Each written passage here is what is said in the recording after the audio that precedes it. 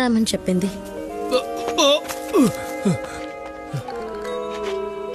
అవును, ఇతను సమర్థుడిలా లేడు కదా. పరాక్రమము గల బలాఢ్యుడా, యెహోవా నీకు తోడైయున్నాడు. చిత్తము నా ఏలినవాడా, యెహోవా మాకు తోడయ్యుండిన యెడల ఇదంతయు మాకేలా సంభవించెను? యెహోవా ఐగుప్తులో నుండి మమ్మను రప్పించెనని చెప్పుచు మా పితరులు మాకు వివరించిన ఆయన అద్భుత కార్యములన్నయో ఏమాయను? యెహోవా మమ్మను విడిచిపెట్టి మిద్యానీయుల చేతికి మమ్మను అప్పగించెను. బలము తెచ్చుకుని వెళ్లి వారి చేతిలో నుండి ఇశ్రాయేలీయులను రక్షింపుము. నిన్ను పంపినవాడను నేనే.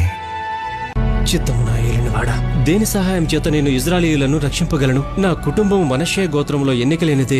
నా పితరుల కుటుంబంలో నేను కనిష్ఠుడినై ఉన్నాను. నేను నీకు తోడైయుందును కనుక ఒకే ఒక మనుష్యుని హతము చేసినట్లు మిద్యానీయులను నీవు హతము చేయుదువు.